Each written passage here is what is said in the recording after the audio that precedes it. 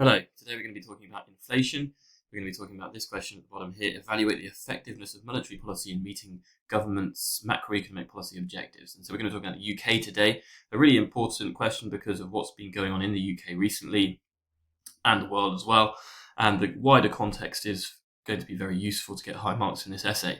Before you do the essay, I would strongly recommend you take a look at this YouTube video from Economics Factory. Just put that into YouTube, UK Economy of Facts for Summer Exams 2023, and there are lots of useful things for you to think about in there. Once you've done that, now you're going to be thinking about your 2 points. Which 2 points are you going to be using? I'll start you off by looking at the policy objectives that we can be considering. So I suggest that growth and inflation are the key things to be thinking about in this essay. To help you with that, I've taken out some of the data from that video. We've got the investments in the UK, very important graph there, useful context. We've got the interest rates increases in the UK. I've taken the UK and the US interest rates, the Federal Reserve and the Bank of England. The US is the blue line. You can see that the blue line is rising generally at a faster rate than that black dotted line of the UK, something you might want to think about for an eval. The British pound to US dollar exchange rate, again, something we can use as an eval. We can see that hasn't risen as we might expect it otherwise to have done. And these are also a breakdown of UK exports of services and goods, which might be useful for an eval as well. Okay, pause the video there and try to get 2 points which are relevant and 2 diagrams. Okay, coming back, the 2 diagrams that I've chosen are a AD diagram, very simple, and the exchange rate diagram as well. The first point we're going to be looking at is the reduction of inflation through higher borrowing costs through this left-hand diagram. Pause the video here, see if you can write a good logical chain of reasoning, and then see if you can evaluate it with some of the data that we've seen on the right-hand side. Okay, coming back. This is pretty much standard stuff. I would expect you to already know this anyway, but we can certainly start off with defining the interest rate and looking at the 2 positions. So again, as I keep on saying, you want the 2 positions, the initial situation, why the curve shifts, and then the new situation to make it very logical. We can put a bit of an application in here that the inflation of 10.4% at the moment is very much above target. Therefore, the central bank, the Bank of England, wants to reduce that to prevent a wage price spiral, as we saw in the previous video. And higher borrowing costs would lower durable consumption and investment. Now, at this point, you want to give some examples. You want to prove that you know what those 2 things are. So durable consumption are buying things, essentially things like houses and cars, generally things that are funded from borrowing. And it might be also research and development from firms into new technology, new types of capital. Investment and consumption being components of AD will shift it to the left, and therefore the growth will fall, but your demand pull inflation will also fall as well. And that will hopefully bring you back to your target of around about 2%. And therefore, you're going to prevent a wage price spiral. You're going to prevent macroeconomic instability. Right. Some of this data on the right-hand side here is really useful, and I'm particularly interested in this problem that the UK has right now with very low investment. Our trend growth was this blue line here, and the trend growth at say 2.5% has now fallen off to 1%, or perhaps below as well. So the UK is really struggling in this regard. So disincentivizing investment in this context is very, very worrying. If you've got a situation where you are lowering investment, but then at the same time we've got Brexit, we've got the pandemic, we've had lots and lots of uncertainty for businesses. Businesses don't feel that they have understanding of their future profits. They don't see that the trading relationship that the UK has with the EU is clear, and so they're not willing to make long-term investments into new factories, for example. And one very good example is cars, electric vehicles, something that the UK really wants to be doing well at. And a company called Northvolt, a battery company, has recently gone into administration because it wasn't able to gain funding for its new factory. So again, we're seeing other car companies as well shunning the UK, going to the continent to build their factories. And if we're raising interest rates at this same time, that is going to be especially damaging in this wider context. So this is contextual evaluation in the context of the current UK economy and lack of confidence. This is particularly worrying. We can then take that further and say, well, what is it going to do? Well, we know that electric vehicle production, for example, battery factories, they will improve productivity.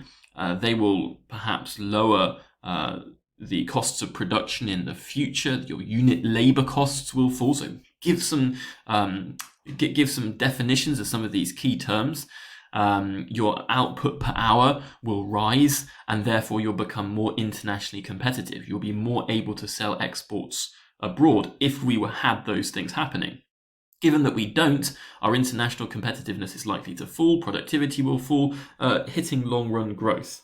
And given that capital is a factor of production, the quantity and quality of the capital will decrease, our exports will fall possibly, and as a result, we will have a very big problem in terms of future growth, something that we already have now.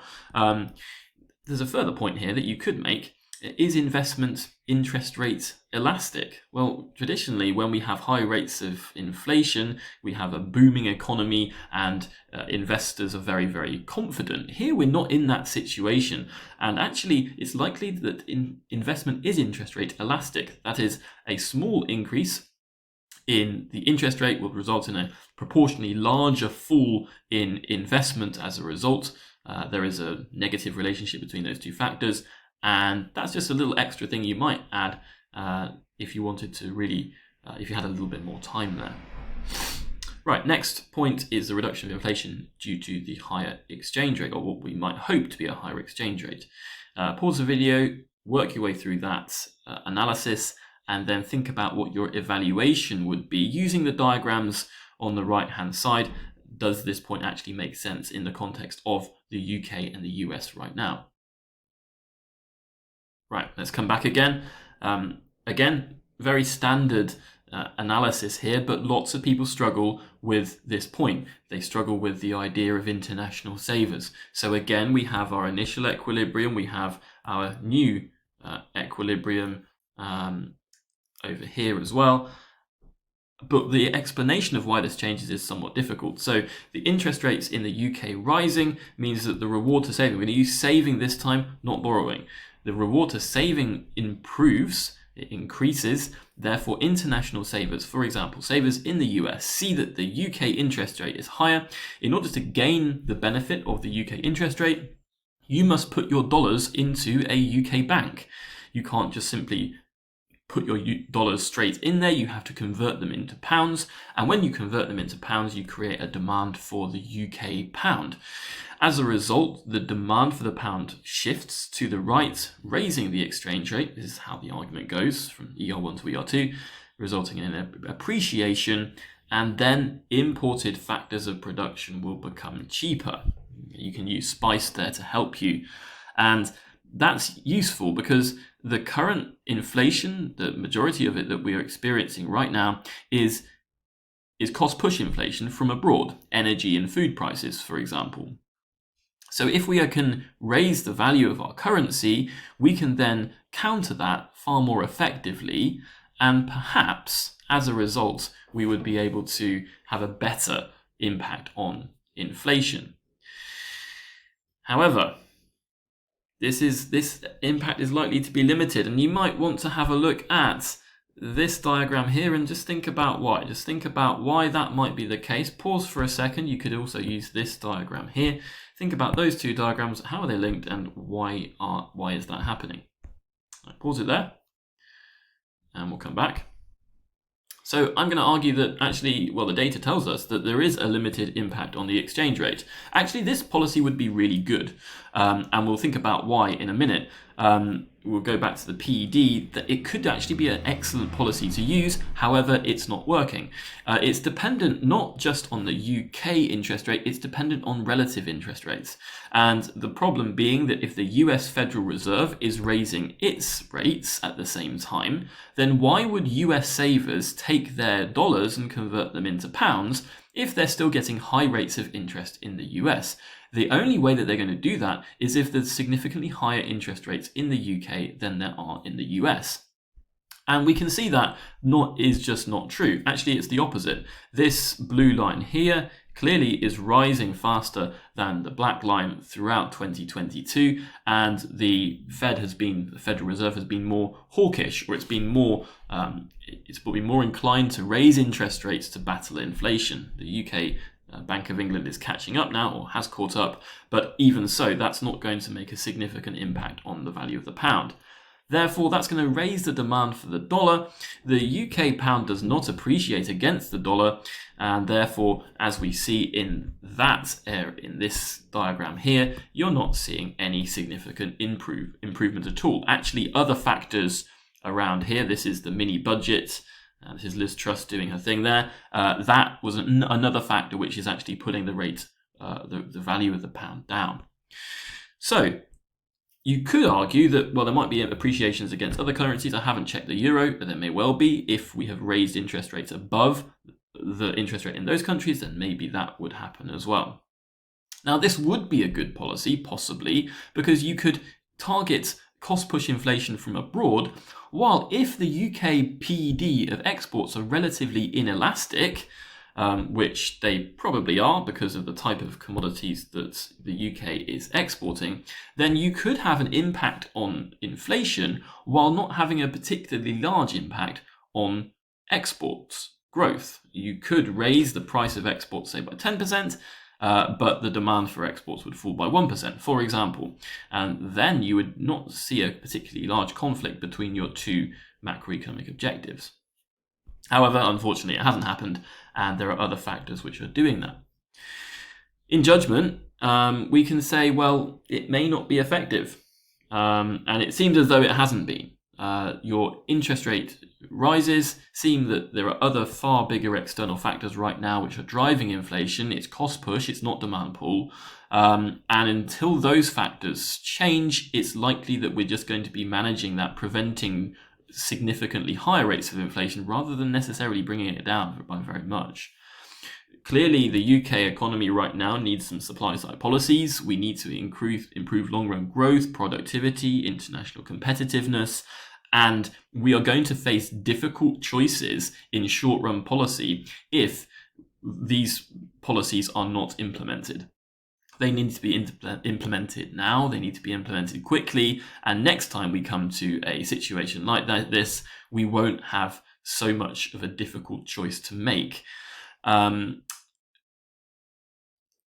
So that's kind of reflected in my next point, I suppose, in the context, and you can really bring this context in. Whenever you're talking about the UK, and you're likely to be talking about it in a paper 2 essay, high debt, we can't fund supply-side policies. The pandemic, lots and lots of uncertainty. War in Ukraine, uncertainty, plus higher commodity prices. Brexit, lots of uncertainty, uncertain trading relationship.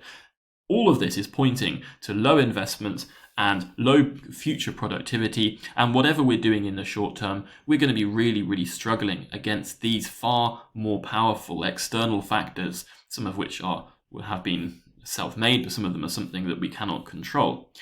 Although we may say that this interest rate rise is necessary, it's necessary to stop a wage price spiral, but it certainly won't be sufficient in order to meet the overall goals of the UK economy, things which are, as we've just said, far more long-term, far more difficult, and will need far greater amounts of long-term thought and